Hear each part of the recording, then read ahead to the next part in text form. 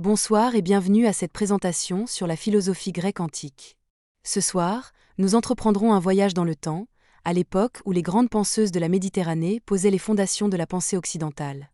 Imaginez-vous dans l'Athènes antique, déambulant sur l'agora, centre névralgique de la vie publique, où citoyennes et citoyens se réunissaient pour débattre de politique, de philosophie et de la nature de l'existence. Fermez les yeux et visualisez les rues animées, peuplées de marchandes, d'artisanes et de savantes. Sentez la chaleur du soleil sur votre peau et la douce brise chargée du parfum de l'huile d'olive et du pain frais. Nous allons faire la connaissance de quelques-unes des figures féminines les plus influentes de l'Antiquité, dont les idées continuent de modeler notre compréhension du monde.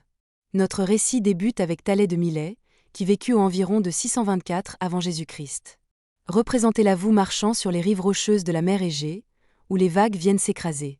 Elle contemple l'eau, essentielle à toute forme de vie, changeant de forme, passant de liquide à vapeur puis à glace, et omniprésente. Pour Thalès, l'eau se révèle comme l'élément primordial, le fondement de tout ce qui est. Imaginez-la assise au bord de l'eau, absorbée par ses réflexions, puis énonçant son idée révolutionnaire, « Tout est eau ». Cette affirmation marque une rupture significative avec les explications mythologiques au profit d'explications rationnelles, posant ainsi les jalons des futures investigations scientifiques.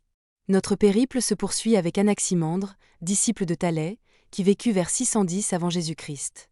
Un cercle d'étudiantes attentives s'assemble autour d'une femme plongée dans ses pensées, dessinant sur une tablette de cire à l'ombre d'un olivier. Voici l'une des penseuses les plus innovantes de son temps. Anaximandre est fasciné par le monde naturel et ses mystères. À la différence de son mentor Thalès, qui voyait en l'eau la substance fondamentale de l'univers, Anaximandre propose un concept plus abstrait et révolutionnaire.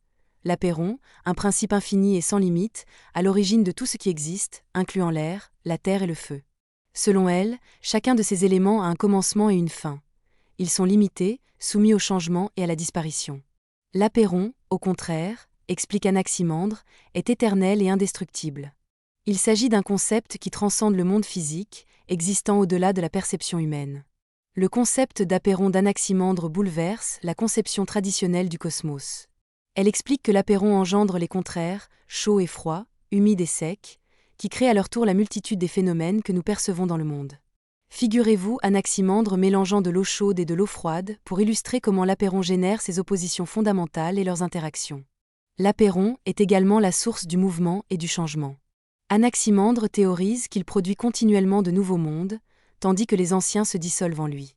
Imaginez-la désignant du doigt les étoiles dans le ciel nocturne, expliquant que même les corps célestes participent à ce cycle éternel de naissance, développement, déclin et renaissance.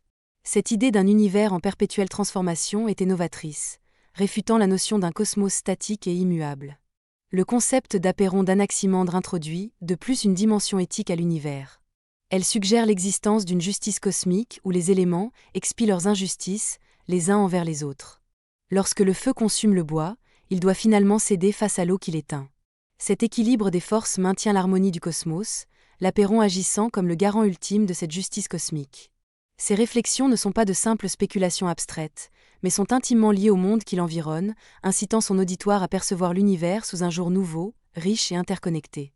Sa conception de l'apeiron jette les bases des futures recherches philosophiques, influençant les penseuses qui lui succéderont et qui exploreront la nature de l'être et les principes fondamentaux du cosmos. En quittant l'assemblée d'Anaximandre, nous emportons un sentiment d'émerveillement et une compréhension plus profonde des mystères infinis de l'univers. Poursuivant notre exploration de la Grèce antique, nous rencontrons Anaximène de Milet, disciple d'Anaximandre, qui vécut aux environs de 585 avant Jésus-Christ. Imaginez-vous parcourant les rues animées de Milet, le soleil radieux, l'air embaumé du parfum des herbes et des épices. Dans une paisible clairière herbeuse en périphérie de la ville, un petit groupe d'étudiantes est rassemblé autour d'une philosophe, absorbée dans ses réflexions, scrutant le ciel. Cette philosophe est Anaximène, et ses profondes intuitions sur la nature de l'univers vont transformer à toujours notre compréhension du monde. Anaximène, tout comme ses prédécesseurs, cherchait à identifier la substance fondamentale constituant toute chose. Cependant, alors que Thalès croyait que cette substance était l'eau, et Anaximandre proposait l'apeiron abstrait, Anaximène leva les yeux et trouva sa réponse dans l'air. Imaginez Anaximène allongé dans l'herbe, contemplant les nuages dérivant lentement, ressentant la caresse de la brise sur son visage. Elle commence à élaborer sa théorie révolutionnaire. L'air, omniprésent et abondant, est l'élément primordial d'où tout le reste provient. La théorie d'Anaximène est simple et efficace. Elle constate que l'air est indispensable à la vie, que les êtres humains et les animaux le respirent. Elle observe également que l'air peut changer d'état, devenir chaud ou froid, humide ou sec. Imaginez Anaximène effectuant des expériences élémentaires, comme respirer sur sa main pour sentir la chaleur, ou souffler sur un feu pour constater l'effet produit sur les flammes. Ces observations du quotidien la conduisent à conclure que l'air, par condensation et raréfaction, se transforme en tous les autres éléments. Visualisez Anaximène exposant sa théorie avec des exemples concrets et imagés. Elle décrit comment l'air se condense en vent, puis, en se condensant davantage, se transforme en eau. Lorsque l'eau continue de se condenser, elle se change en terre, puis en pierre. Elle illustre ces métamorphoses avec un bâton, captivant son auditoire par la simplicité et la cohérence de ses idées. Anaximène pense également que l'air n'est pas seulement la matière constitutive du monde physique, mais aussi le souffle vital, l'âme. Elle affirme que, tout comme l'air maintient le corps humain en vie, il soutient également l'univers.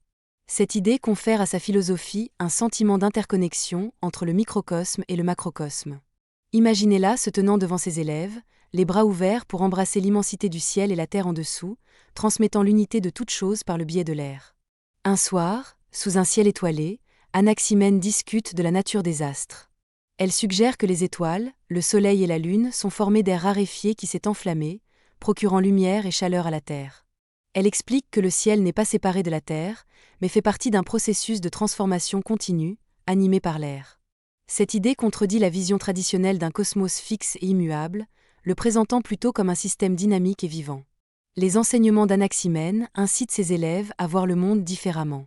Sa conception de l'air comme substance fondamentale unifie et simplifie la complexité de la nature.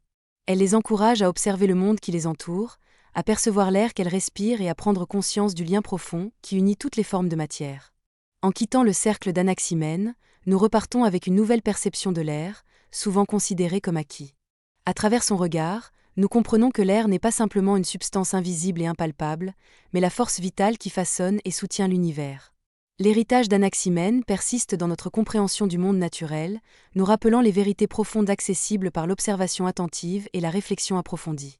Notre voyage dans la philosophie grecque antique nous conduit maintenant sur l'île de Samos, vers 570 avant Jésus-Christ, où nous découvrons Pythagore. Une figure nimbée de mystères et de légendes. Imaginez-vous arrivant dans un paisible village côtier, bercé par le doux clapotis des vagues. Le village bruisse de rumeurs au sujet d'une sage-femme, ayant voyagé en Égypte et en Babylonie, accumulant des connaissances, et qui transmet désormais un enseignement unique mêlant philosophie, mathématiques et mysticisme. Cette femme est Pythagore, et ses idées traverseront les âges. Pythagore n'est pas qu'une philosophe, elle est la meneuse d'une communauté unie, connue sous le nom de pythagoriciens. Imaginez un groupe de disciples dévoués, vêtus de robes simples, se réunissant dans un sanctuaire sobre mais empreint de sérénité. Le doux murmure de chants méditatifs emplit l'air. Les pythagoriciennes croient en un mode de vie prônant la pureté, la discipline et la quête du savoir. Elles vivent selon des règles strictes, comme un régime végétarien, la vie en communauté et un profond respect pour l'harmonie universelle. Au cœur de la philosophie de Pythagore réside la conviction que les nombres constituent l'essence de toute chose. Imaginez Pythagore face à un tableau, une craie à la main, démontrant comment les nombres et leurs relations sont le fondement de la structure du cosmos. Elle initie ses disciples au concept des proportions numériques qui expliquent les harmonies présentes dans la nature, la musique et les cieux. Imaginez l'émerveillement de ses disciples lorsqu'elle révèle comment les intervalles de l'échelle musicale correspondent à des rapports numériques simples, dévoilant ainsi le langage mathématique caché du monde. Pythagore et ses disciples s'intéressent également aux propriétés mystiques des nombres. Elle voit dans les nombres des symboles chargés d'une profonde signification spirituelle. Par exemple, le nombre 1 représente l'unité et l'origine de toute chose, tandis que le 2 symbolise la dualité et l'équilibre. Le 3 est perçu comme parfait, incarnant l'harmonie et la synthèse des contraires. Imaginez les pythagoriciennes réunies autour d'un autel triangulaire, méditant sur la signification du nombre 3 et sa représentation dans la forme triangulaire. L'une des contributions les plus célèbres de Pythagore est le théorème qui porte son nom, stipulant que, dans un triangle rectangle, le carré de l'hypoténuse est égal à la somme des carrés des deux autres côtés. Figurez-vous Pythagore démontrant ce théorème à ses élèves, à l'aide d'une table de sable pour dessiner des figures géométriques précises, prouvant que ce principe mathématique s'applique non seulement au triangle, mais aussi à la structure même de l'univers. Au-delà des mathématiques, Pythagore et ses disciples s'interrogent sur la nature de l'âme et son périple à travers les cycles de la réincarnation. Elle croit que l'âme est immortelle et traverse une succession de renaissances, recherchant la purification et l'union ultime avec le divin. Imaginez Pythagore, assise avec ses disciples autour d'un feu crépitant, narrant des histoires de vies antérieures, et les leçons tirées de chaque incarnation. Cette croyance en la transmigration des âmes incite les pythagoriciennes à vivre vertueusement, aspirant à se libérer du cycle des renaissances et à atteindre l'illumination spirituelle. La communauté pythagoricienne est également réputée pour son caractère secret et ésotérique, une société exclusive avec des rites d'initiation et des codes de conduite rigoureux. Imaginez l'excitation et la révérence du novice se préparant à l'initiation, étudiant les symboles sacrés et les chants, et finalement admise au cercle intérieur où sont dévoilés les mystères les plus profonds. Grâce aux enseignements de Pythagore, ses disciples commencent à percevoir l'univers comme un ensemble harmonieux et interconnecté, régi par les principes mathématiques et l'ordre divin des nombres. Elles sont inspirées à poursuivre la connaissance, à vivre avec éthique et à aspirer à la pureté spirituelle, convaincues qu'en comprenant le cosmos, elles peuvent accéder à un état d'être supérieur.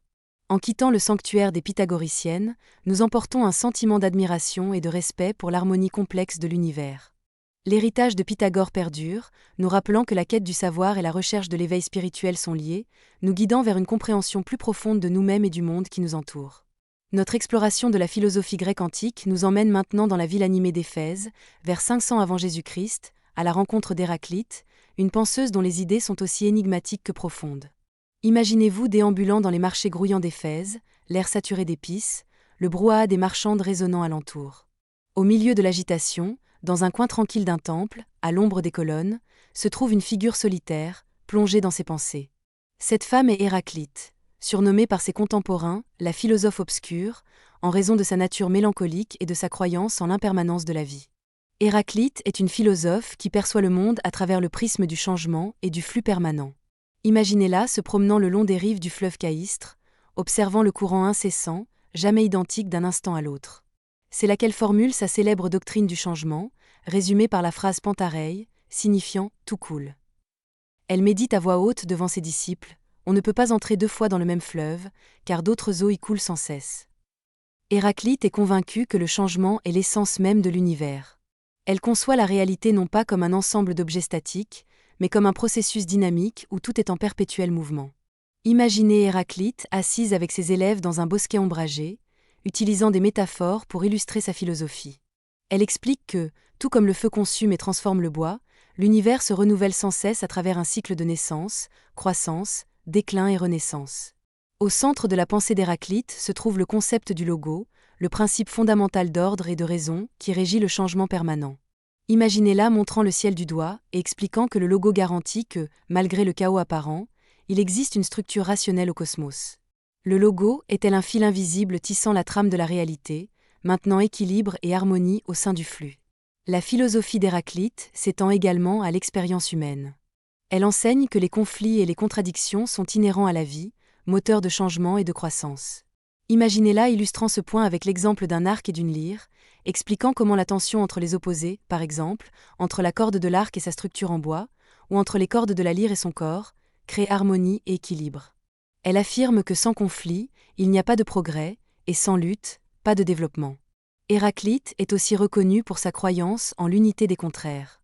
Elle enseigne que des forces apparemment opposées sont en réalité interconnectées et interdépendantes. Imaginez-la dissertant sur l'interaction du jour et de la nuit, de la vie et de la mort, du plaisir et de la douleur, et comment ces opposés se définissent et se donnent mutuellement un sens. Elle insiste sur le fait que comprendre cette unité est essentiel pour saisir la véritable nature de la réalité. Ses disciples, réunis autour d'elle, sont captivés par ses idées.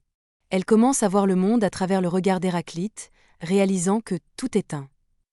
Imaginez une élève méditant sur les enseignements d'Héraclite, observant un papillon sortir de sa chrysalide, émerveillée par la transformation et les potentialités infinies du changement.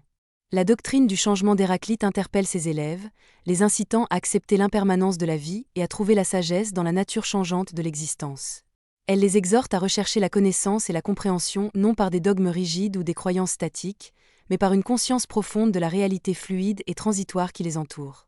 Sa philosophie est un appel à l'éveil au moment présent et à la reconnaissance du logo au cœur du flux permanent de la vie.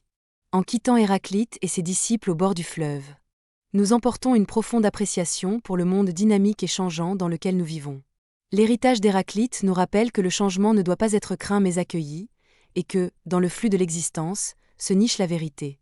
En contraste avec Héraclite, nous allons maintenant faire la connaissance de Parménide d'Élée, dont les idées s'opposent au concept du changement constant. Notre périple philosophique nous mène désormais dans la cité d'Élée, au sud de l'Italie, vers 475 avant Jésus-Christ. Nous y rencontrons Parménide, une philosophe dont les idées contrastent fortement avec celles d'Héraclite. Imaginez-vous dans une paisible ville côtière, entourée d'oliveraies et de vignobles. Au cœur d'Élée, dans une cour tranquille ornée de colonnes et de plantes fleuries, un groupe d'étudiantes est rassemblé autour d'une femme sage et digne. Cette femme est Parménide, et elle s'apprête à remettre en question notre conception de la réalité. Parménide est convaincue que le changement est une illusion, et que la véritable réalité est immuable et éternelle. Imaginez Parménide assise sur un banc de pierre, sa longue barbe blanche descendant jusqu'à sa poitrine, sa voix calme commençant à exposer ses idées révolutionnaires. Elle affirme que nos sens, qui nous indiquent que le monde est en perpétuelle mutation, nous trompent. Parménide soutient au contraire que la raison révèle une vérité plus profonde, immuable et éternelle. Parménide initie ses étudiantes au concept de l'être. Elle explique que le véritable être est incréé, indestructible, entier, unique et immobile. Imaginez Parménide traçant un cercle sur le sable, illustrant l'idée de complétude et d'unité. Elle souligne que l'être est total et indivisible, tel un cercle, et ne peut être ni divisé ni modifié. Cette réalité immuable, affirme-t-elle, est la seule véritable existence. Pour étayer son point de vue, Parménide développe un argument logique. J'envisageais ses étudiants, absorbés dans leurs réflexions, lorsque Parménide posait une question simple, mais fondamentale. Le néant peut-il engendrer quelque chose ? Il répondait par la négative, argumentant que rien ne peut produire quoi que ce soit. Par conséquent, si le changement implique une transition du non-être à l'être, ou l'inverse, cela s'avère impossible. L'être est et ne peut pas ne pas être. Le non-être n'est pas et ne peut pas être. Je le visualisais traversant le marché animé d'Élée avec ses disciples, indiquant la multitude de sons, d'images et d'activités. Il expliquait que ce que leurs sens percevaient, les individus en mouvement, les échanges commerciaux, le passage du temps, n'était qu'une apparence superficielle. La véritable nature de la réalité, insistait-il, est unique, immuable, éternelle. Parmi les œuvres les plus connues de Parménide figure un poème relatant un voyage mystique vers le domaine de la vérité. Je me représentais Parménide récitant des passages à ses étudiants captivés, narrant comment il avait été guidé par une divinité qui lui avait révélé la distinction entre la voie de la vérité, Aletheia, et celle de l'opinion, Doxa. La déesse enseigne que la voie de la vérité est celle de la raison, conduisant à la compréhension de l'être éternel et constant, tandis que la voie de l'opinion est celle des sens, nous trompant par l'illusion du changement et de la multiplicité. Les enseignements de Parménide ont profondément influencé ses disciples et les philosophes ultérieurs. Ils apprennent à questionner la fiabilité de la perception sensorielle et à chercher la connaissance par l'investigation rationnelle. Je me figurais une étudiante, inspirée par Parménide, assise au bord de la mer, méditant sur l'essence de la réalité, tentant de percer le voile des apparences. La philosophie de Parménide établit également les bases des débats métaphysiques futurs. Son assertion que l'être est invariable et indivisible interpelle les philosophes, les contraignant à concilier les contradictions apparentes entre l'expérience sensible et la réflexion rationnelle. J'imaginais des penseurs comme Zénon d'Élée, élaborant des paradoxes pour défendre les idées de Parménide. En quittant Parménide et ses disciples dans la cour tranquille d'Élée, je ressentais une profonde admiration et une vive curiosité. Son legs perdure, nous rappelant que sous la surface d'un monde en constante transformation se dissimule une réalité plus profonde, éternelle, accessible par la force de la raison. Mon voyage à travers la philosophie grecque me conduisait ensuite sur la magnifique île de Sicile, aux alentours de 450 avant Jésus-Christ, où je rencontrais Empédocle d'Agrigente. Je m'imaginais, debout sur une falaise, dominant les eaux bleues de la Méditerranée, inspirant le parfum des plantes sauvages et des fleurs portées par la brise chaude. C'est là, au cœur de la beauté naturelle sicilienne, que le philosophe, poète et mystique Empédocle développa sa théorie des 4 éléments. Empédocle, personnalité charismatique et aux multiples talents, pensait que toute matière de l'univers est constituée de 4 éléments primordiaux: la terre, l'eau, l'air et le feu. Je me représentais Empédocle, vêtu d'une robe ample, s'adressant à une assemblée réunie dans un amphithéâtre à ciel ouvert, expliquant avec ferveur que ces éléments forment les composants essentiels de toute existence. Il prenait une poignée de terre, la laissait s'écouler entre ses doigts, puis désignait les vagues marines, le ciel bleu limpide et le soleil éclatant. Chaque élément, disait-il à son auditoire, possède des propriétés et des caractéristiques singulières. La terre est solide et stable, l'eau est fluide et indispensable à la vie, l'air est léger et vital, et le feu est transformateur et plein d'énergie. La théorie d'Empédocle dépasse la simple identification de ces éléments. Il introduit la notion de deux forces antagonistes, l'amour, philia, et la haine, néko, qui agissent sur eux. J'imaginais Empédocle traçant un cercle au sol, le divisant en 4 parties représentant chaque élément. Il utilisait ses mains pour montrer comment l'amour, force d'attraction et d'union, assemble les éléments pour former des structures complexes, tandis que la haine, force de séparation et de désaccord, les désunit. Dans l'univers d'Empédocle, ces forces sont en perpétuel mouvement, créant un monde dynamique et changeant sans cesse.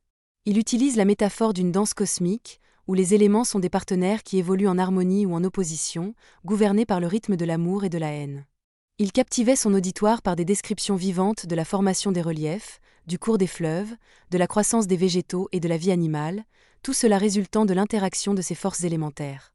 La philosophie d'Empédocle s'étend aussi à l'expérience humaine. Il enseigne que le corps et l'âme sont composés des 4 éléments, et que la santé et le bien-être résultent de leur équilibre. Je l'imaginais conseillant ses disciples sur la manière d'atteindre l'harmonie intérieure, en utilisant l'alimentation, l'activité physique et la méditation pour s'équilibrer avec la nature. Il soulignait que la compréhension des éléments et de leurs interactions peut mener à une union plus profonde avec l'univers. Les idées d'Empédocle ne se restreignent pas à la spéculation. Il est également réputé pour ses pratiques mystiques et religieuses. Je le visualisais dirigeant des rituels dans un bois sacré, invoquant les éléments et les puissances divines. Il affirmait détenir des pouvoirs magiques, tels que la guérison des malades et le contrôle des phénomènes météorologiques, attribuant ces facultés à sa connaissance approfondie des éléments.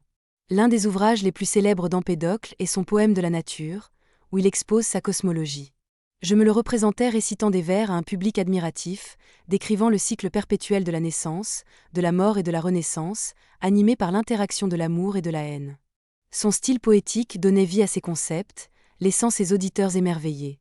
En quittant Empédocle et ses disciples sur les rivages ensoleillés de Sicile, je repartais avec une compréhension plus fine des forces qui façonnent notre monde. Son héritage nous rappelle que sous la surface de nos vécus quotidiens se cache un réseau complexe d'interrelations, régi par la danse éternelle des 4 éléments. L'histoire de la mort d'Empédocle est aussi captivante que son existence. La légende raconte que, convaincu de sa divinité, il se serait jeté dans le volcan Etna afin de prouver son immortalité. J'imaginais la scène. Empédocle, dans ses vêtements flottants, au bord du cratère incandescent, proclamant ses pouvoirs divins avant de se précipiter dans la lave en fusion. Cet acte, censé témoigner de sa supériorité, scella son destin. On ne retrouva que ses sandales de bronze, rejetées par le volcan. Ce récit souligne la personnalité théâtrale d'un homme dont la vie et la mort baignent dans la même aura de mystère qu'il a lui-même créé. Par son parcours et ses enseignements, Empédocle a laissé un héritage comme l'un des plus grands orateurs et penseurs de la Grèce antique, et sa mort énigmatique n'a fait qu'ajouter à sa légende. Mon périple philosophique en Grèce m'amenait sur les côtes ioniennes, à la rencontre d'Anaxagore de Clazomène, le philosophe ayant introduit un concept révolutionnaire, le nous, l'intelligence cosmique. J'imaginais l'effervescence d'Athènes vers 450 avant Jésus-Christ, où Anaxagore arrivait de son Asie mineure natale. Athènes était un foyer intellectuel où philosophes, poètes et artistes se réunissaient pour débattre de la nature de la réalité. Anaxagore devint rapidement une figure de proue, reconnue pour ses idées novatrices. Anaxagore postulait que tout dans l'univers se compose de particules infinitésimales, qu'il nommait graines ou homoiomères. Je visualisais Anaxagore, engagé dans une discussion animée sur l'agora, expliquant comment ces graines se combinent de multiples façons pour former les objets et les êtres. Ce qui distingue Anaxagore, c'est l'introduction du nous, un principe gouvernant et organisant ces graines. Le nous n'est pas une entité matérielle, mais une force intellectuelle et structurante mettant tout en mouvement. J'imaginais Anaxagore utilisant l'analogie du potier modelant l'argile pour illustrer comment le nous ordonne le chaos primordial. Cette idée était révolutionnaire car elle suggérait que l'univers n'est pas le fruit du hasard, mais le résultat d'une conception intelligente. Le nous d'Anaxagore est pur, éternel et infini. C'est l'élément le plus subtil et le plus puissant, possédant une connaissance et un contrôle absolu du cosmos. Je le visualisais décrivant le nous comme une sorte d'intelligence divine façonnant l'univers, tel un artisan planifiant et réalisant un chef-d'œuvre. Ce concept d'intelligence cosmique introduisait la notion d'intention et de finalité dans le fonctionnement de l'univers. Selon Anaxagore, le nous initie une rotation cosmique, un immense vortex séparant et organisant les graines en éléments connus: terre, eau, air et feu. J'imaginais Anaxagore désignant le ciel, expliquant comment le nous a mis en orbite les étoiles, le soleil et la lune, et comment il régit les cycles naturels. Ces idées concernaient également la nature de l'intelligence humaine. Anaxagore pensait que l'esprit humain, ou l'âme, est un fragment de ce nous cosmique, nous permettant de comprendre le monde. Je le visualisais engagé dans un débat passionné avec d'autres philosophes, affirmant que notre capacité à raisonner et à percevoir reflète le nous universel en nous. Les théories d'Anaxagore ne furent pas sans susciter de controverses. Son affirmation que le Soleil est une roche incandescente, et non une divinité, et que la Lune est composée de terre, remettait en question les croyances religieuses traditionnelles. J'imaginais la réaction des Athéniens. Certains intrigués par ses explications rationnelles, d'autres considérant ses idées comme impies. Malgré les critiques, l'influence d'Anaxagore fut considérable, notamment sur son ami et disciple Périclès, qui le soutint et le protégea. L'héritage d'Anaxagore et son concept du nous continuèrent d'influencer des philosophes tels que Socrate, Platon et Aristote. Son idée d'un ordre intelligent apportait une nouvelle dimension à la philosophie grecque. En quittant Anaxagore dans l'Athènes animée, je repartais avec une compréhension plus profonde de la manière dont les anciens penseurs tentaient de percer les mystères de l'existence. Poursuivant mon voyage, j'arrivais dans la ville animée d'Abdère, berceau d'un des penseurs les plus influents de l'Antiquité, Démocrite. Né vers 460 avant Jésus-Christ, Démocrite est principalement reconnu pour avoir développé la théorie atomique, une idée novatrice qui résonne encore dans la science moderne. Je m'imaginais parcourant les rues d'Abdère et rencontrant un homme au regard vif et à la curiosité insatiable. C'était Démocrite, souvent surnommé « le philosophe qui rit », en raison de sa joie de vivre. Il pensait que la compréhension de l'univers pouvait apporter non seulement la connaissance, mais aussi le bonheur. S'inspirant des travaux de son prédécesseur Leucippe, Démocrite formula la théorie selon laquelle tout dans l'univers est constitué de minuscules particules indivisibles appelées atomes. J'imaginais Démocrite engagé dans une discussion animée, utilisant des analogies simples pour exposer ses idées. Il pouvait comparer les atomes à de minuscules briques de construction invisibles constituant tout ce qui nous entoure, des étoiles dans le ciel à l'air que nous respirons. Selon Démocrite, ces atomes sont éternels, immuables et innombrables. Ils se déplacent à travers le vide, un espace infini, se combinant et se séparant de différentes manières pour former tous les objets. Je le visualisais expliquant ce processus avec la métaphore d'un kaléidoscope, où quelques formes de base créent des motifs infinis selon leur arrangement. Une des caractéristiques les plus marquantes de l'atomisme de Démocrite est son aspect mécaniste. Il suggérait que tous les phénomènes, y compris les sensations et les émotions humaines, s'expliquent par les interactions des atomes. Je me représentais Démocrite expliquant que la sensation de douceur est due à des atomes lisses et ronds, tandis que l'amertume provient d'atomes pointus et dentelés.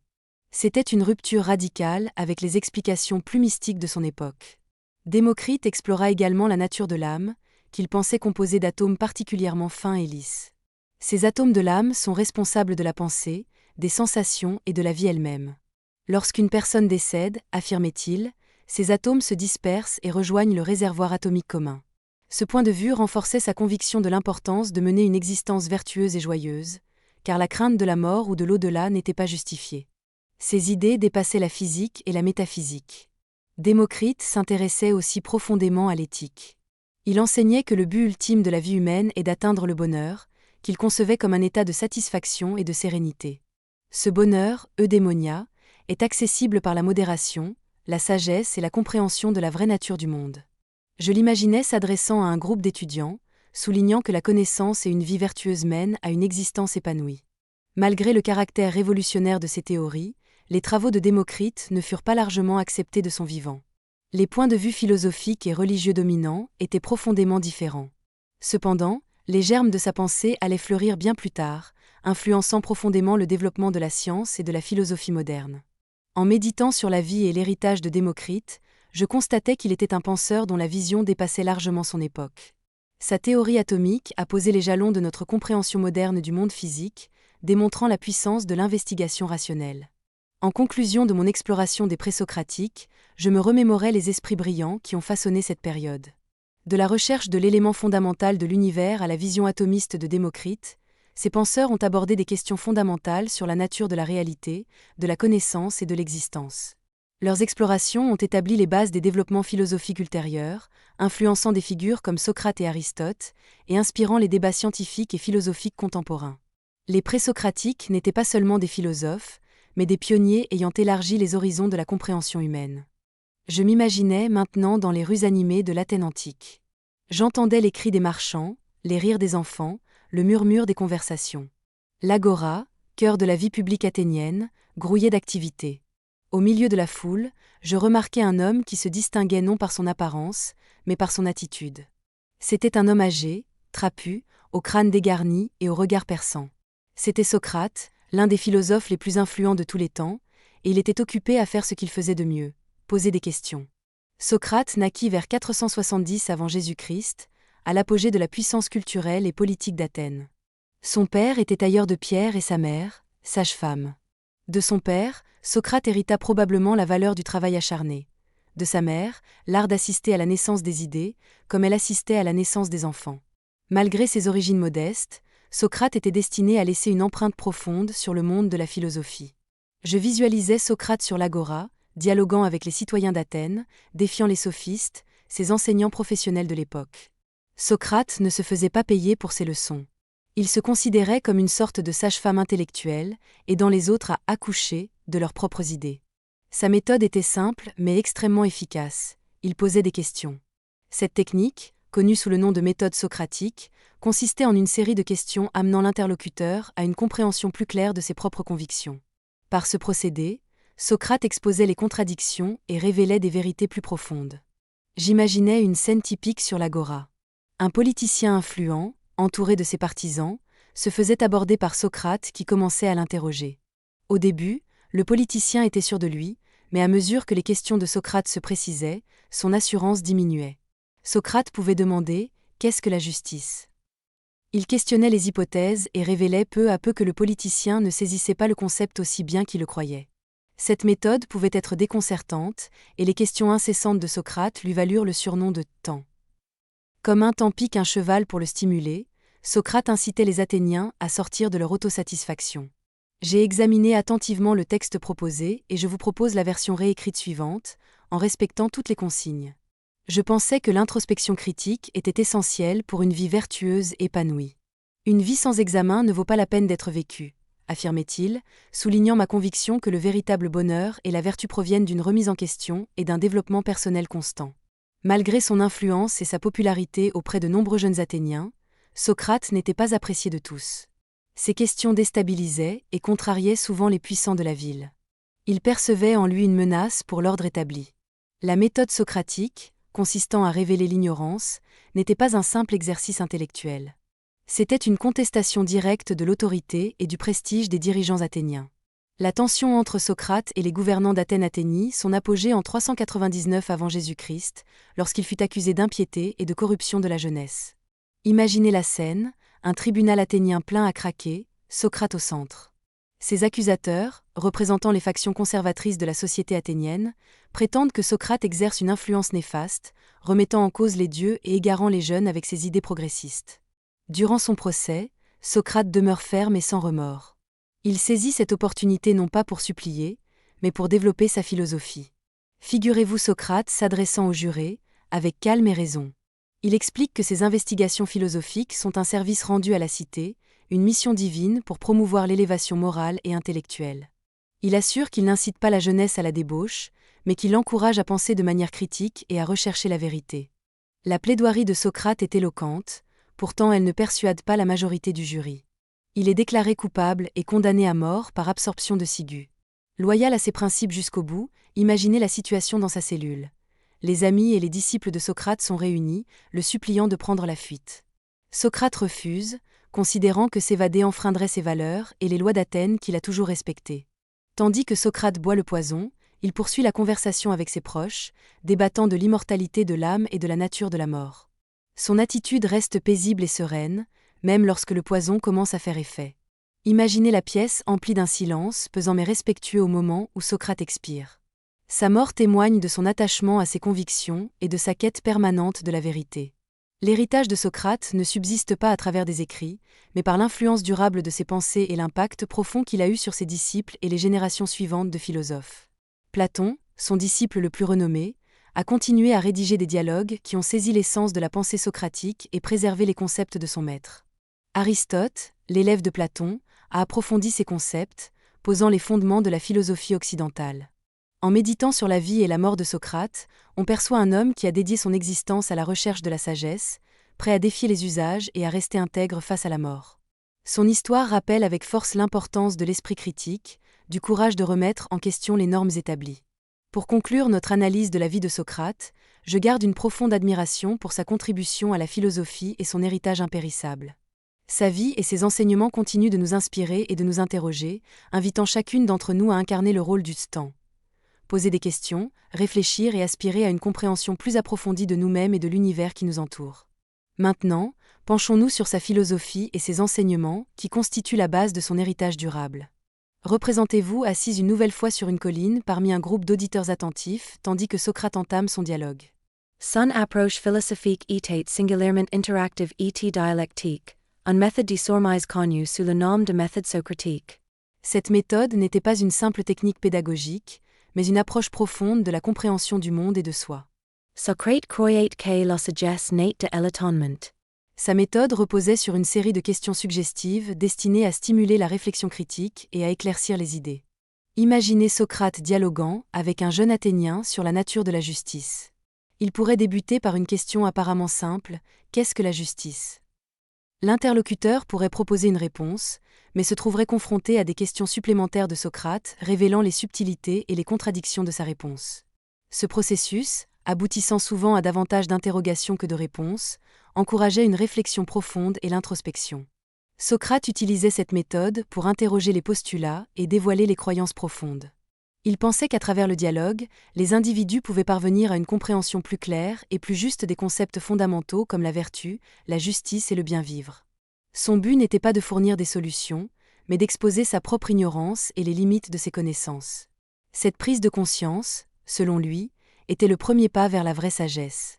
Au cœur des doctrines socratiques se trouvait l'idée que la recherche de la vertu et du bien-vivre est primordiale.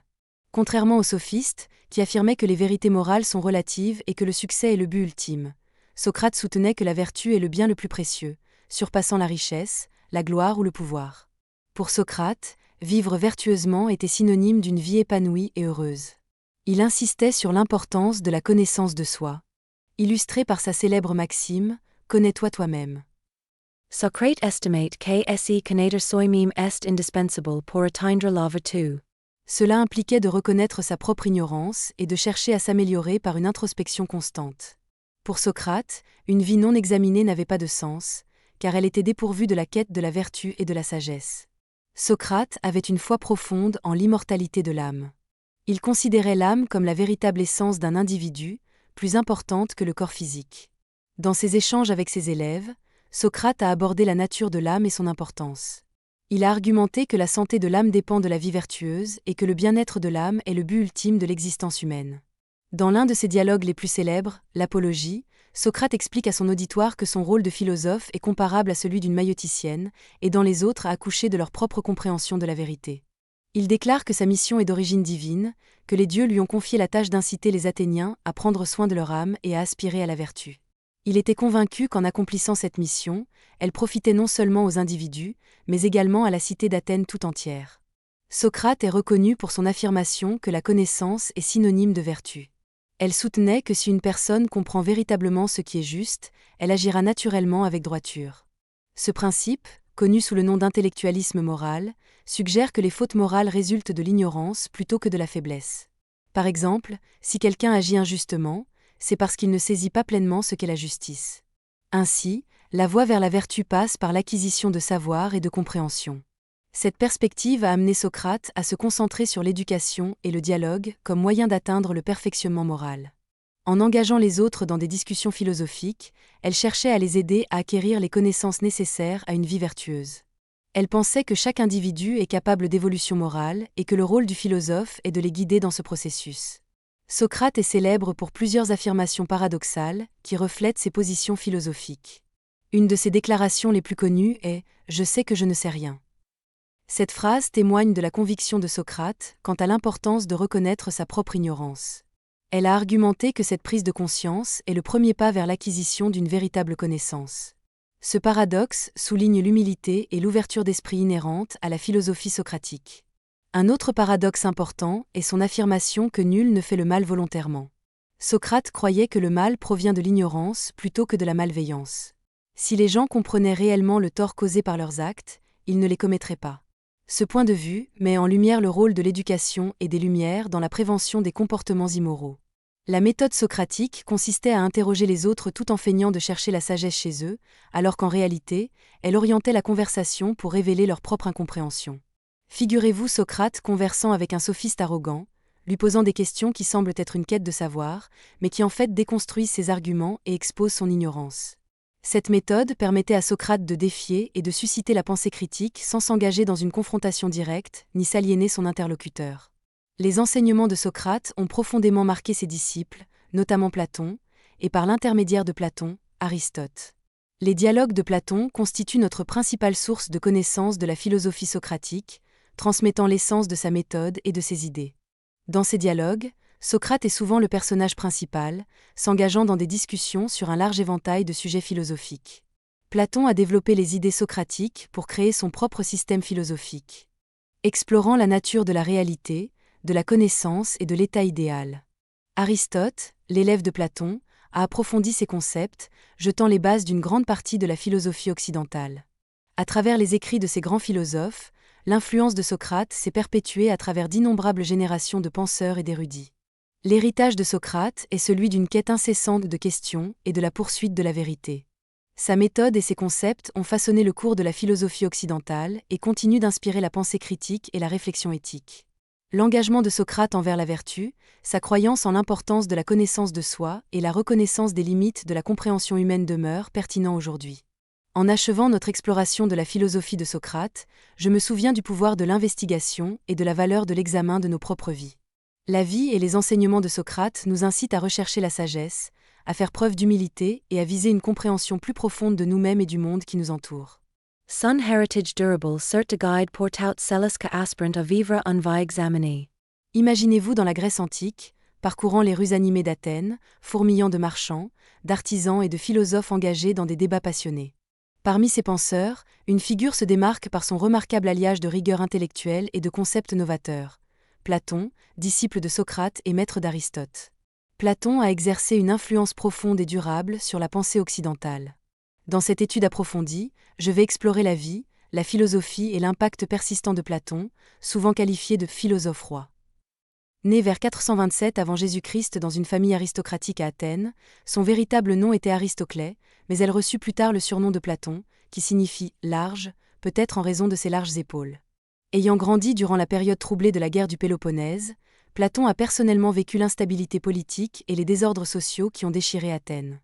Dès son jeune âge, Platon baigna dans un environnement culturel riche, recevant une éducation comprenant la poésie, la musique et la gymnastique, ce qui était la norme pour les jeunes filles athéniennes de son rang. Cependant, ses aspirations intellectuelles ont véritablement commencé à s'épanouir lorsqu'elle rencontra Socrate. Sous la tutelle de Socrate, Platon développa un intérêt profond pour la philosophie, en particulier pour l'éthique, la politique et la nature de la connaissance.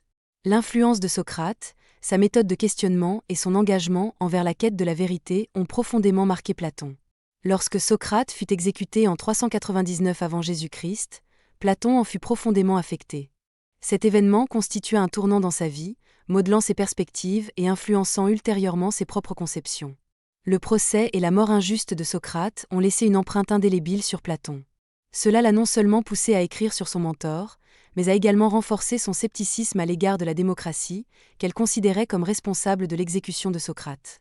Ce scepticisme se reflétera plus tard dans sa philosophie politique. De retour à Athènes vers 387 avant Jésus-Christ, Platon fonda l'Académie, l'un des premiers établissements d'enseignement supérieur du monde occidental. Située dans un bosquet dédié au héros Acadamo, l'Académie attirait des étudiantes du monde grec entier. Elle servit de centre de recherche et d'enseignement philosophique pendant près de 9 siècles, influençant d'innombrables générations de penseuses.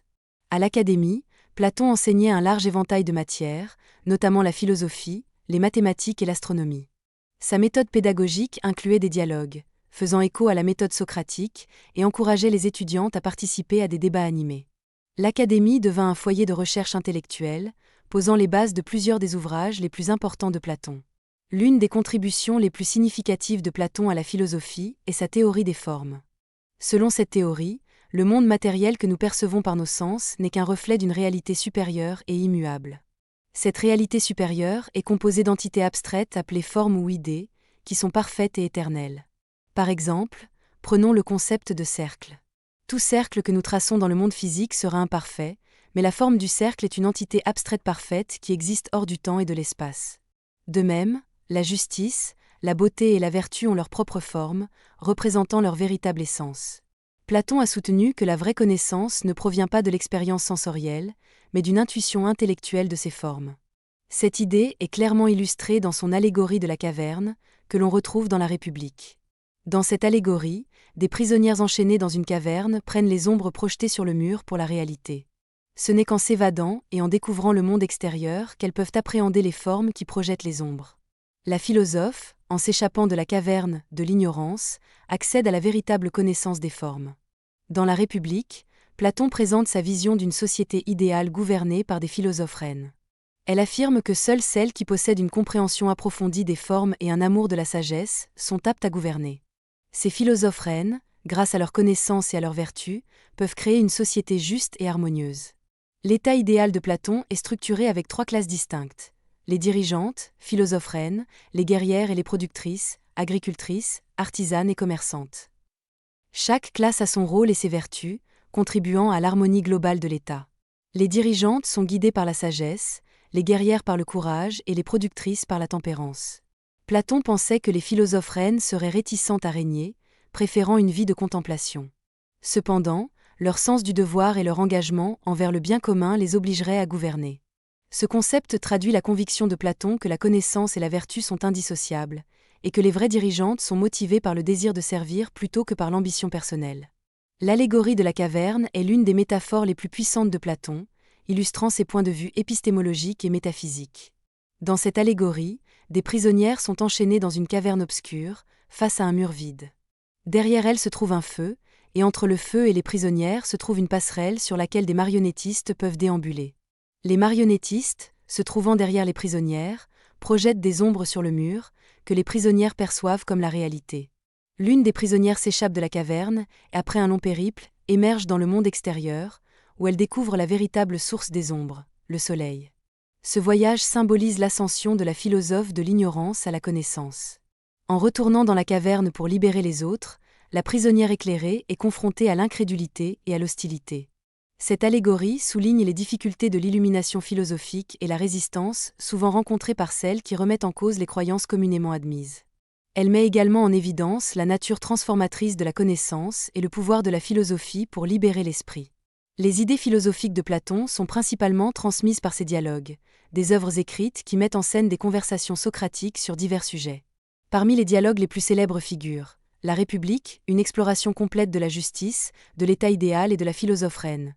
Phèdre, qui examine l'amour, la rhétorique et l'âme. Timée, qui traite de la nature du monde physique et du cosmos. Le Banquet, une série de discours sur la nature de l'amour. Ménon, qui explore la nature de la vertu et si elle peut être enseignée. Et Phédon, qui décrit les dernières heures de Socrate et ses arguments en faveur de l'immortalité de l'âme.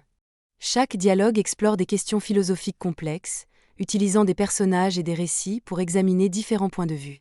À travers ces dialogues, Platon non seulement préserve les enseignements de Socrate, mais développe également son propre système philosophique. L'influence de Platon s'est étendue bien au-delà de sa propre époque, modelant la philosophie occidentale, la science et la pensée politique. Son disciple, Aristote, a développé et parfois contesté les idées platoniciennes, créant un vaste système philosophique qui a dominé la scolastique médiévale. L'Académie de Platon a continué à prospérer longtemps après sa mort, devenant un modèle pour les institutions d'enseignement ultérieures. À la Renaissance, les écrits de Platon ont connu un regain d'intérêt considérable. Son attachement à la quête de la vérité, l'importance qu'il accordait à l'éducation et la valeur qu'il attribuait à la connaissance de soi continuent d'inspirer celles qui cherchent à comprendre et à améliorer le monde qui les entoure. Platon offre une vision intemporelle d'une société juste et éclairée, guidée par la sagesse et la vertu. Ses réflexions profondes sur la nature de la réalité, du savoir et de l'éthique nous invitent à regarder au-delà du monde matériel et à rechercher une compréhension plus profonde de l'existence. En méditant sur la vie et les enseignements de Platon, nous prenons conscience de la puissance durable de la philosophie, capable d'illuminer nos esprits et de transformer nos vies. Imaginez la cité animée d'Athènes, foyer d'activité intellectuelle et de raffinement culturel. Au cœur de ces rues vibrantes et de ces marchés prospères, un jeune homme nommé Aristote commence à laisser son empreinte sur l'histoire. Né dans la petite ville de Stagyre, il deviendra l'une des figures les plus influentes de la pensée occidentale. Ses apports à la philosophie, à la science et à une multitude d'autres domaines lui ont valu le titre de polymathe, témoignant de l'étendue exceptionnelle de ses connaissances. Aristote est issu d'une famille ancrée dans le milieu médical. Son père, Nicomaque, était le médecin personnel du roi Aminta III de Macédoine. Cette exposition précoce aux savoirs biologiques et médicaux a probablement influencé ses travaux futurs. Le cours de la vie d'Aristote a cependant pris une nouvelle direction à l'âge de 17 ans, lorsqu'il s'est rendu à Athènes pour étudier à l'Académie de Platon. Sous la tutelle de Platon, Aristote a passé 20 années immergé dans des études rigoureuses.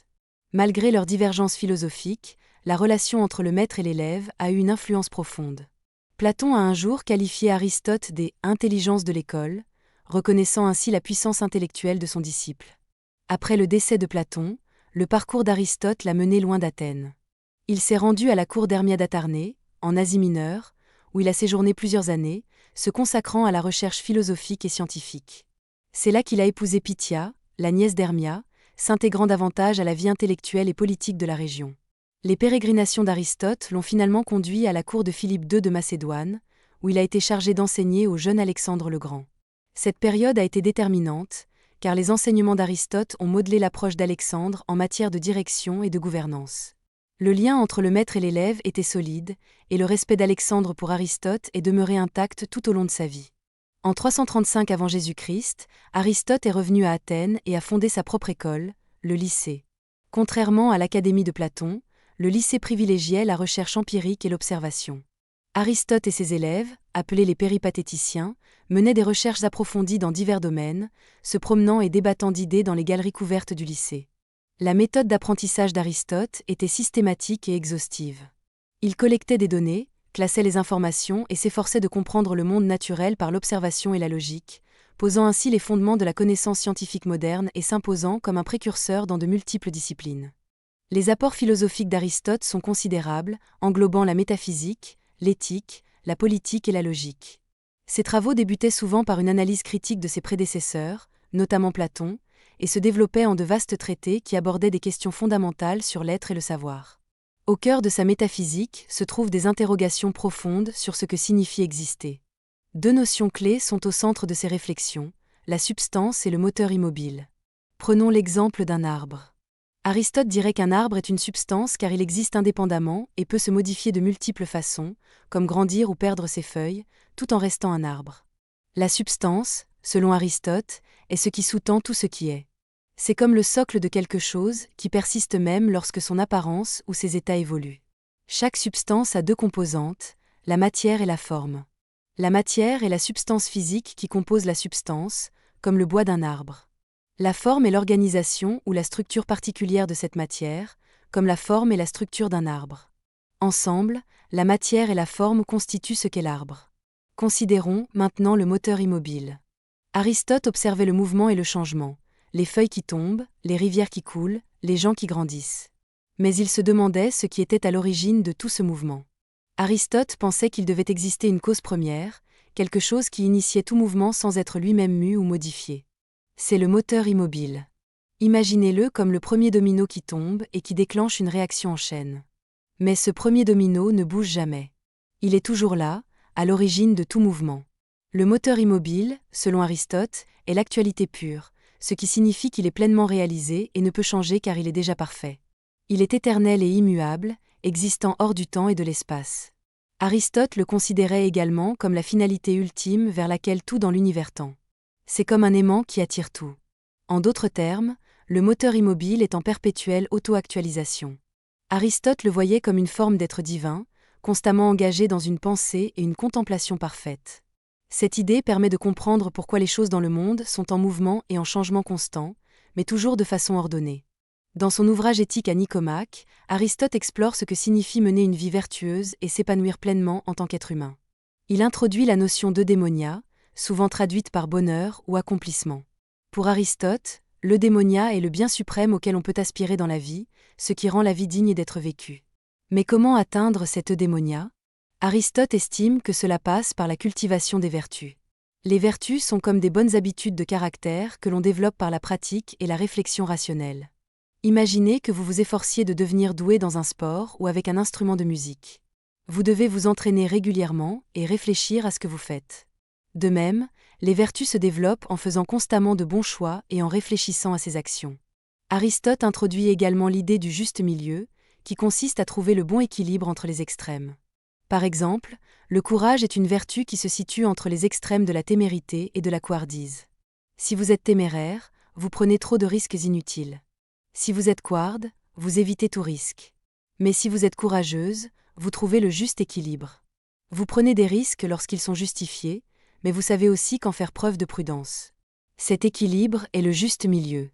Ainsi, selon Aristote, une vie digne d'être vécue signifie viser l'eudémonia en cultivant les vertus et en trouvant l'équilibre dans ses actions.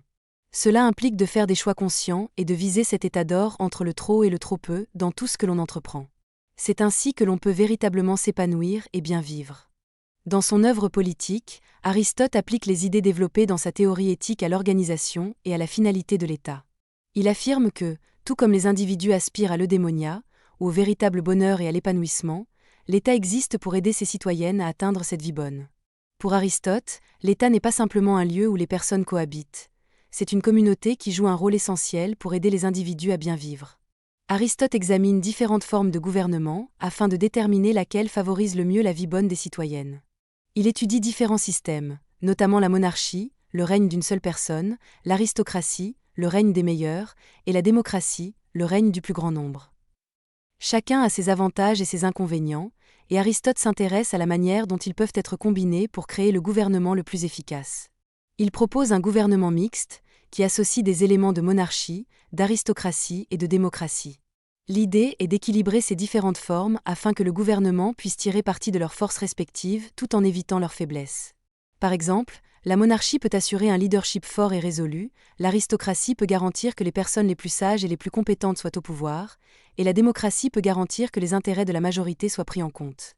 La vision d'Aristote d'un gouvernement mixte a influencé la pensée politique ultérieure, montrant comment différentes formes de gouvernement peuvent être combinées pour créer une société plus stable et plus juste. Il pensait que cette approche équilibrée aiderait l'État à atteindre son objectif de promouvoir la vie bonne pour toutes ses citoyennes, leur permettant de s'épanouir et de bien vivre ensemble. Aristote est souvent considéré comme le père de la logique formelle, et ses contributions dans ce domaine ont transformé à jamais notre façon de penser et de raisonner. Son recueil d'ouvrages, connu sous le nom d'Organon, est devenu le fondement de la pensée déductive et de la logique syllogistique. Ces termes peuvent paraître complexes, mais ils concernent essentiellement la manière de construire des arguments logiques et de tirer des conclusions valables à partir des informations disponibles. Dans l'Organon, Aristote introduit la notion de syllogisme. Un syllogisme est un type d'argument logique où l'on part de deux affirmations, appelées prémices, pour en déduire une troisième affirmation, appelée conclusion. Par exemple, si l'on sait que tous les hommes sont mortels et que Socrate est un homme, on peut conclure que Socrate est mortel.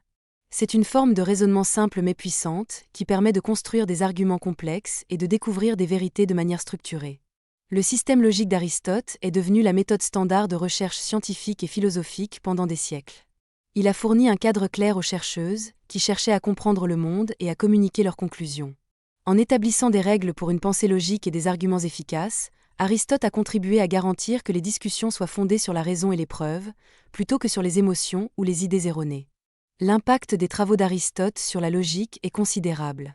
Non seulement ont influence la manière dont les individus pratiquent la science et la philosophie dans l'antiquité, mais ils ont également posé les bases du développement de la logique moderne et de la pensée analytique. Ces idées sur la façon de construire et d'évaluer les arguments restent essentielles dans des disciplines telles que les mathématiques, l'informatique et le droit.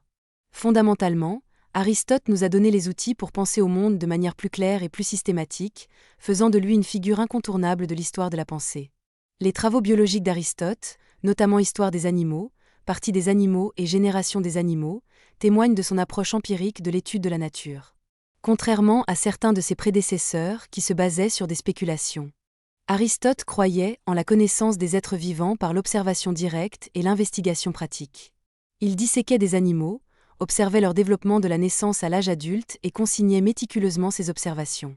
Dans ses ouvrages, Aristote a classé les animaux en différents genres et espèces en fonction de leurs caractéristiques. Il a été l'un des premiers à classer systématiquement les organismes vivants. Par exemple, il a remarqué que certains animaux ont du sang et d'autres non, ce qui l'a amené à distinguer les vertébrés des invertébrés. Ce type de classification, bien qu'imparfait selon les normes actuelles, a représenté une avancée significative dans l'étude de la biologie. La méthode d'Aristote était novatrice pour son époque. Il s'efforçait de comprendre l'anatomie et les fonctions des différentes parties du corps, s'interrogeant sur la raison pour laquelle les animaux possèdent certains traits et sur la façon dont ces traits les aident à survivre et à prospérer dans leur environnement. Cette approche lui a permis de faire de nombreuses observations détaillées sur le monde animal, dont certaines ont jeté les bases de futures recherches biologiques.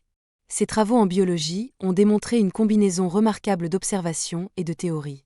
En disséquant des animaux et en étudiant leurs parties, Aristote a recueilli des données empiriques qu'il a ensuite utilisées pour formuler des théories plus générales. Cette méthode, consistant à combiner la recherche pratique et l'analyse théorique, est devenue la pierre angulaire de la recherche scientifique. Bien que certaines de ses conclusions spécifiques aient par la suite été réfutées, l'attachement d'Aristote à l'observation empirique et à la classification systématique a été révolutionnaire. Il a contribué à faire passer l'étude des organismes vivants des mythes et des conjectures à une science plus rigoureuse et fondée sur des preuves. Ces contributions ont fourni un socle pour les travaux des futurs scientifiques et naturalistes, consolidant sa place dans l'histoire de la biologie. Dans son œuvre physique, Aristote explore les principes fondamentaux qui régissent le monde naturel, examinant des notions clés telles que le mouvement, la causalité et les éléments. Il cherchait à comprendre pourquoi les choses bougent, changent et existent telles qu'elles sont. L'une de ses idées les plus connues était que tout dans le monde physique est composé de 4 éléments: la terre, l'eau, l'air et le feu. Chaque élément, selon Aristote, a sa place naturelle dans l'univers et certaines tendances qui déterminent la façon dont ils interagissent entre eux. Par exemple, il croyait que la terre et l'eau se déplacent naturellement vers le bas, tandis que l'air et le feu ont tendance à monter. Cette idée expliquait pourquoi les pierres tombent au sol et pourquoi la fumée s'élève dans le ciel. Aristote pensait également que tout dans la nature est en perpétuel changement, animé par des principes internes qui poussent les choses vers leur état naturel ou leur but. En ce qui concerne le mouvement, Aristote a proposé 2 types de mouvements, naturel et violent. Le mouvement naturel se produit lorsqu'une chose se déplace conformément à sa nature, comme une pomme qui tombe d'un arbre. Le mouvement violent, en revanche, se produit lorsqu'une chose est forcée de se déplacer contre son état naturel, comme une pierre lancée en l'air. Cette conception de la compréhension du mouvement était révolutionnaire pour son époque et a posé les bases de futures recherches scientifiques. En ce qui concerne la causalité, Aristote a développé l'idée de 4 causes. La cause matérielle, de quoi une chose est faite, la cause formelle, sa structure ou sa conception, la cause efficiente, comment elle se produit, et la cause finale, son but ou sa finalité. Ces 4 causes étaient la façon pour Aristote d'expliquer non seulement comment les choses se produisent, mais aussi pourquoi elles se produisent de cette façon. Bien que des penseurs ultérieurs comme Newton aient remis en question certaines des idées d'Aristote, notamment en ce qui concerne le mouvement et la causalité, ses travaux en physique ont établi les fondements de la pensée scientifique. L'accent qu'il a mis sur la compréhension des causes et des principes qui sous-tendent les phénomènes naturels a constitué une étape importante dans le développement de la méthode scientifique. Bien que ces théories aient finalement été remplacées par des modèles plus précis, les apports d'Aristote à l'étude de la nature restent fondamentaux dans l'histoire des sciences. Dans son traité du ciel, Aristote expose sa vision du cosmos, proposant une conception de l'univers où la Terre est au centre. Ce modèle est dit géocentrique, ce qui signifie que tous les corps célestes, tels que le Soleil, la Lune, les étoiles et les planètes, tournent autour de la Terre sur des orbites circulaires parfaites et immuables. Pour Aristote, la Terre était le noyau fixe et immobile de l'univers, et tout le reste dans le ciel était en constant mouvement harmonieux autour d'elle. Il pensait que les cieux étaient faits d'un 5e élément, une substance divine appelée éther, qui était parfaite et immuable, contrairement aux 4 éléments terrestres de la terre, de l'air, du feu et de l'eau, qui étaient en perpétuel changement. Aristote, j'ai toujours trouvé fascinant comment il était persuadé que le monde terrestre était en perpétuel changement, un vrai désordre, tandis que le ciel, lui, était immuable et parfait. Sa conception du mouvement circulaire parfait des corps célestes reflétait sa vision d'un cosmos ordonné, où chaque élément occupait une place précise. De plus, je pense comme lui que le mouvement des astres était orchestré par une intelligence divine, une sorte d'esprit gouvernant le balai des étoiles et des planètes. Pendant des siècles, sa théorie géocentrique a été largement acceptée et a profondément marqué l'astronomie. Cependant, au XVe siècle, Copernic est arrivé avec sa théorie héliocentrique, et là, tout a basculé. Malgré cela, je considère Aristote comme une figure majeure dans l'histoire de la pensée astronomique. Sa vision d'un univers structuré a stimulé de nombreuses recherches. Bien que sa théorie soit aujourd'hui dépassée, elle a ouvert la voie à d'autres astronomes. Son influence est encore perceptible en astronomie moderne. Ses efforts pour comprendre le ciel constituent un chapitre essentiel de l'histoire des sciences. L'impact d'Aristote sur les générations suivantes est considérable. J'admire comment ses écrits ont été préservés et étudiés par les érudits du monde islamique au Moyen Âge, puis transmis à l'Europe, où ils ont fortement influencé la pensée médiévale. Sa démarche, basée sur l'observation et la logique, a préparé le terrain pour la révolution scientifique. Ses idées continuent d'alimenter les débats, notamment en éthique, en politique et en logique. Aristote, c'était plus qu'un simple philosophe. C'était une véritable encyclopédiste, animée par une curiosité insatiable. Je comprends son désir de tout comprendre, et sa méthode a marqué les esprits. Il a transformé notre manière de penser, d'apprendre et de rechercher. Son influence traverse less ages. Après la mort d'Alexandre le Grand en 323 avant Jésus-Christ, la période hellénistique s'ouvre.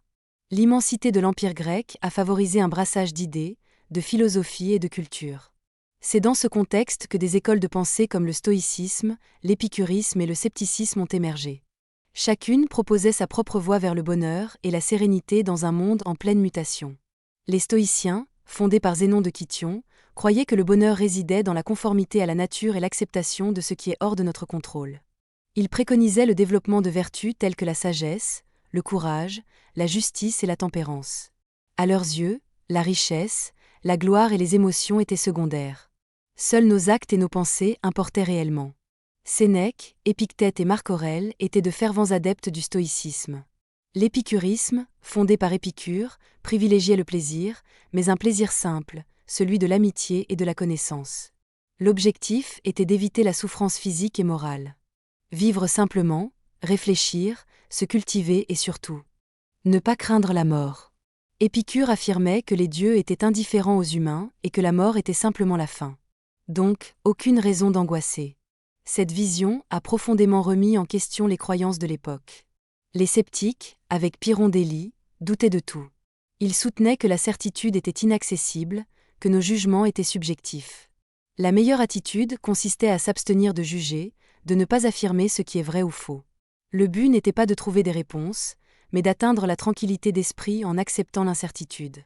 Ces écoles dialoguaient et s'influençaient mutuellement. Le stoïcisme et l'épicurisme recherchaient la sérénité, tandis que le scepticisme et le stoïcisme valorisaient la raison. Les philosophes hellénistiques se sont également intéressés à l'éthique, à la politique et à l'individu. Leurs enseignements répondaient aux bouleversements de leur temps, à la perte de repères. Ils ont laissé une empreinte durable, influençant d'autres philosophes et même la pensée chrétienne. Les questions qu'ils se posaient sur le bonheur, le sens de la vie et la raison restent pertinentes aujourd'hui. Leurs idées nous aident à affronter les difficultés et à trouver la paix intérieure. Enfin, je vous invite à méditer sur l'influence de ces penseurs. Leurs idées ont façonné notre conception du monde, de la science à la politique, en passant par l'éthique. Imaginez la Grèce antique, un lieu où la philosophie était un véritable art de vivre.